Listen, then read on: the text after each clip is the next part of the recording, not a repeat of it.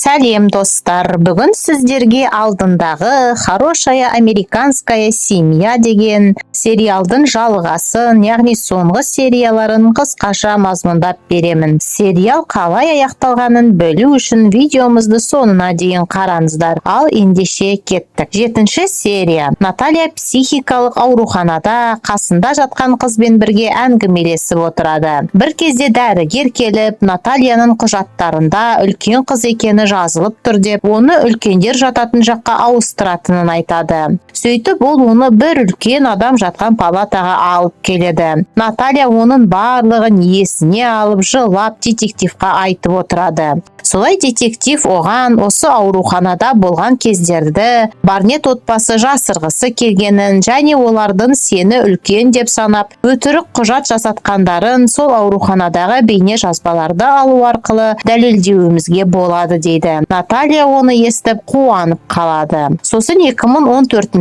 жылды көрсетеді. Ол кезде енді Майк өз жері жайлы айтып жатады. Яғни Канадада бір жылдай тұрып қалғандарын, Джейк университеттің бірінші курсын аяқтағанын, Кристин болса әлемді аралап аутизм жайлы сұхбат беріп жүргенін, тіпті ол кітабы бойынша кино түсіргелі жатқанын айтады. Бір күні Майк почтадан Натальяға қатысты сотқа шақырту қағазын көреді. Сөйтіп ол қағазды Кристинға көрсетіп, біз Натальяның қамқоршылары ретінде тыңдалымға келіспеуімізге болады дейді. Сөйтіп олар қаншама қарсы болса да сотқа шақыру қағазы 3 жыл бойы тоқтамай келе береді.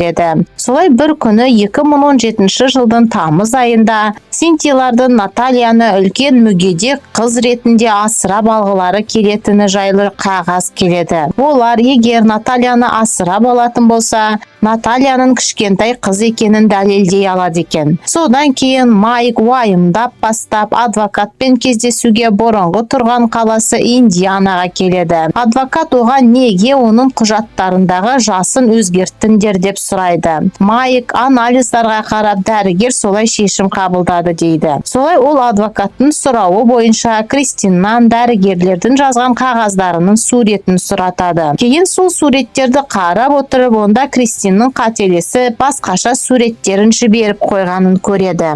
Майк оны өзіне жіберілмегенін түсініп Кристинға хабарласады. Кристин болса ол суреттер саған арналған дейді. Майк оған сенбей, солай екеуі сөзге келіспей қалады. Тіпті Кристин оған сен менсіз ешкім емессің деген сөздерді де айтады. Содан кейін Майк ашуланып барға келеді. Ол онда өзінің бұрынғы әріптесі Дженді көріп қалады. Екеуі бірге ішімдік ішіп отырғанда Майк оған болған жағдайдың барлығын айтып береді. Джен оған Кристиннің бұрыннан ұнамайтынын, оның жалмауыз әйел екенін айтып Майкқа сезімін білдіреді. Кейін Наталья 2003 жылы туылғанын, жасының 13-те екенін, бірақ соңғы 5 жыл бойы өзінің жасын үлкен деп өтірік айтуға тура келгенін жазып сотқа дайындалып отырады. Бірақ Кристин мен Майктың алдында қалай сөйлеймін деп уайымдап отырады. Синти оған ешкімнен қорықпа, мен қасында боламын деп жұбатады. Солай келесі күні олар сотқа келеді. Олардың адвокаты оның жасының Натальяға ештеңе айтпастан өзгертілгенін айтса, Майк пен Кристиннің адвокаты болса, ол дәрігерлердің қорытындысы бойынша өзгертілгенін айтады. Сосын Барнет отбасының дәрігерін шақырады. Ол дәрігер Натальяның зерттеу нәтижелері үлкен қыздыкімен сәйкес болғанын айтады. Ал Натальяның адвокаты болса, басқа дәрігерлердің тексеруі бойынша Наталья өзінің жасына сай келіп тұр дейді.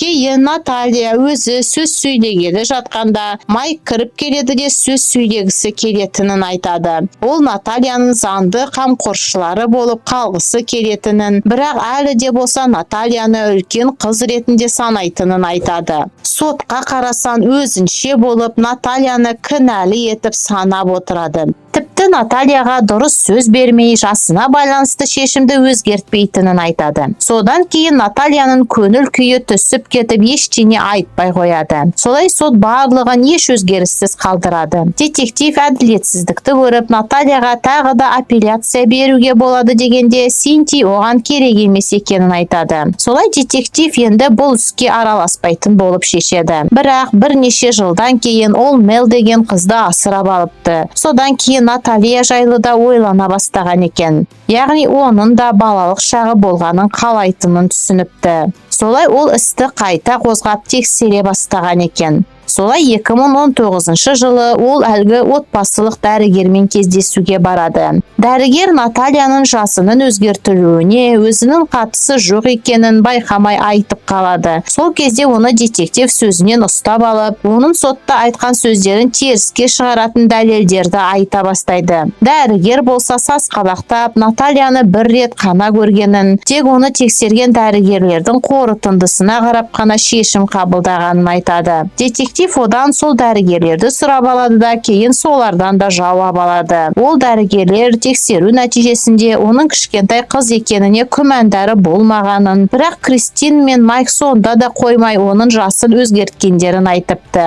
Тіпті ол жайлы әлгі дәрігер де біледі екен. Детектив адвокатқа келіп, осы жағдай жайлы айтқанда, адвокат оған егер ата-анасы ғана кінәларын мойнына алса, мен бұл істі қолға аламын деп, Майктың қазір Индианада екенін айтады. Солай алдыңғы серияларда көрсеткен жерін, яғни детективтің Майкқа келген жерін көрсетеді. Ол детективқа Кристиннің ұлдарына Майк мені ұрды деп өтірік айтып, Майкпен араластырмай қойғанын, Натальяның жасын сұрап тиіскенін, тіпті жұдырықпен қатты ұрғанын айтады. Ол кезде дәрігерлер Натальяның 8-де екенін айтса да, Кристин қоймапты. Яғни олар Натальяның ол кезде бала екенін білген екен. Солай Майк сұхбат беріп болып, Дженға болған жағдайды айтады. Қазіргі уақытта Джен екеуі отбасылы болған екен. Джен оған, егер сен де Натальяның бала екенін біліп, бірақ ол туралы жасырған болсан, демек сен де тұтқындалуын мүмкін дейді.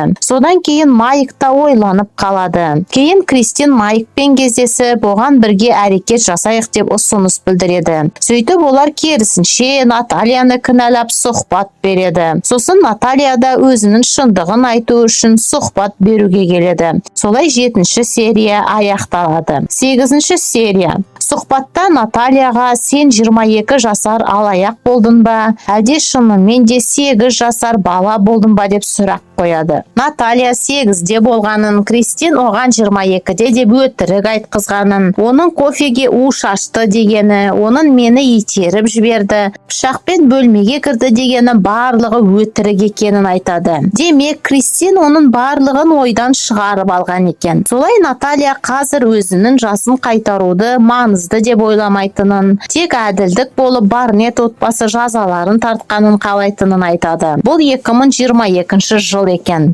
Содан кейін Кристин мен Майк адвокаттармен кездесіп, ары қарай өздерін қалай қорғап алып шығатындарын ойлап жоспар құрып отырады. Адвокат оларды қорғап алып шығу үшін Натальяның жасының үлкен екенін және оның мінезінің қиын болғанын растайтын куәгерлер керек дейді. Сөйтіп олар мектеп директоры, бұрынғы асырап алған әйел жайлы ойлағанымен, олар Натальядан ешқандай артық қылық көрмегендерін, керісінше Кристиннің Натальяға қарым-қатынасы адам шошырлықтай болғанын айтыпты. Тіпті психикалық ауруханадағы дәрігер де оның ештеңемен ауырмағанын, сап-сау қыз болғанын айтқан екен. Солай олар не істерлерін білмей бастары қатады. Кейін Майктың адвокаты енді ештеңе болмай жатқанда төтенше жоспар бар деп Майктан Кристинға қарсы шыға аласың ба деп сұрайды. Майк болса ойланып қалады. Натальяның адвокаты Кристиннің әлеуметтік желідегі хаттарын сұратады. Кристин мен Майктың адвокаттары да сол хаттарды сұратып қарап жатады. Ол хаттарда Майк пен Кристин Натальяны бір-біріне балағат сөздермен атағаны шығады. Хаттарды Наталья да оқиды, бірақ көңіл күйі түссе де соңына дейін күресіп өзінің шындығын дәлелдейтінін айтады.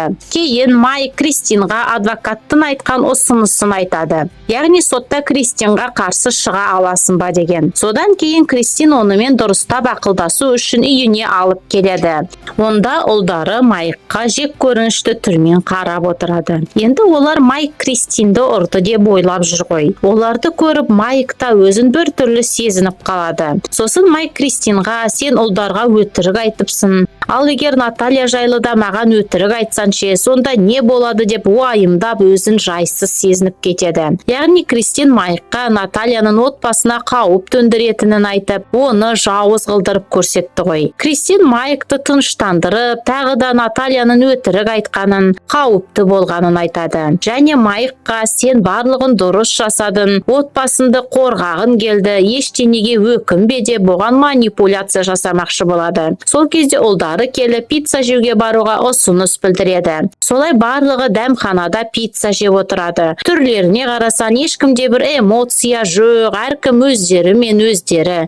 Солай отырғанда Майкқа адвокаты қоңырау шалады. Ол Натальяның биологиялық анасы табылғанын, ол Натальяның бала екенін растағанын айтады. Сосын Майктан мен айтқан ұсыныс жайлы ойландың ба деп сұрайды. Майк болса, егер солай қажет болып жатса, ұсынысқа келісемін дейді. Натальяның биологиялық анасы берген сұхбатында Натальяның патологиямен туылғаннан кейін дәрігерлер жетімдер үйіне тапсыртқызғанын айтыпты. Келесі күні сотта алдын ала тыңдалым болады. Майктың адвокаты келіп 2017 жылы болған тыңдалымда Натальяның бала екендігі дәлелденбегендігін, соттың ол істі қарастырмай жауып тастағанын, кейін Наталья бірден апелляцияға бермей 5 жылдан кейін бірақ беріп тұрғандықтан оны қарастыру мағынасыз екенін айтады. Сот оның сөздерін құптап, Натальяның бала болғанына қатысты істе ештеңе өзгертпейтін болып шешеді. Бірақ енді тек олардың үлкен мүгедек қызды жалғыз қалдырды деген айыптарын ғана қарастыратынын айтады. Яғни Натальяға қатысты бала болған, бала кезінде деген сөздерге енді тыйым салады. Біраздан кейін тағы сот тыңдалымы болады. Онда куәгерлер Натальяның бала болғанын бастап айтып жатқанда, Майктың адвокаты соттың айтуы бойынша олардың бала деген сөздерінен ары қарай жалғастыруына наразылық білдіріп тоқтатып тастап отырады. Солай сот Майк пен Кристинді кінәсіз деп шешеді. Содан кейін Наталья ашуланып, Синтияға бірінші соттан кейін бірден апелляция бергізбеген сенсің. Тіпті сен де маған сенбедің. Сен де Кристин секілді өзіңді жақсы жағынан көрсеткін келді. Енді мен барлығының көзіне құбыжық ересек адам болып қаламын деп айғайлап тастайды. Синтия болса оған ренжіп кетіп қалады. Кристин істің жабылғанына қуанып тұрғанда, Вал оған Наталья енді ғана ересек болып өскен секілді. Дәрігерлер барлығы неге оны қолдағысы келді? Егер де сен шынымен де қателессенше деп өз ойын білдіреді. Кристин оның сөздеріне ашуланып кетіп қалады. Наталья Майкқа келіп, сен менің бала екенімді білдің ғой деп сұрайды. Майк оған, мен де Кристиннің құрбаны болдым. Оның айтқандарына сеніп қалдым, оған қарсы келе алмадым дейді. Кристин Джейкобпен көлікте кетіп бара жатқанда, Джейкоб оған кішкентай кезінде Натальяға істегендерін көргендігін айтады. Наталья болса Майкқа, егер сен мені сол кезде шынымен қызын ретінде көрсен, неге Кристинді тоқтатып мені қорғамадың дейді. Майк не айтарын білмей отырғанда Кристин келіп қалады. Ол қонатын жер жоқ, қонақ үйге баратын ақшам да жоқ деп Майктың үйіне келген екен. Сол кезде Джейкоб Натальядан кезінде қорғамағаны үшін кешірім сұрайды. Наталья оған ештеңе етпейді, сен де ол кезде бала болдың ғой дейді. Сосын Кристин Джейкобқа жүр онда апанның үйіне барайық дегенде, Джейкоб әкесінің үйінде қалатынын айтады. Кристин болса анасының үйіне кетеді. Натальяны детектив күтіп алып, үйіне келіп тастайды да шындықты дәлелдей алмағаны үшін кешірім сұрайды. Наталья үйіне келгенде оның қазіргі бауырлары адамдарды Натальяға сенетіндері жайлы жазған жылы сөздерін оқып отырады. Наталья оларды көріп қуанып мәз боп қалады. Демек, сотта дәлелденбесе де адамдар оның шындығына сенген екен. Ең бастысы сол.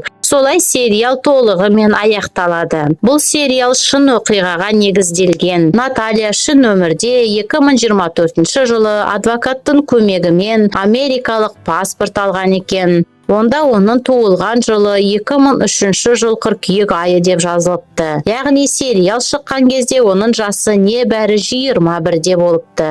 Негізі өте жақсы сериал екен. Көріп отырып біраз жылап алдым. Сіздерге де ұнады деген ойдамын. Бізбен бірге болғандарыңыз үшін рахмет. Алда әлі де қызықты кино шолулар болады. Каналымызды жоғалтып алмас үшін тіркеліп кетіңіздер.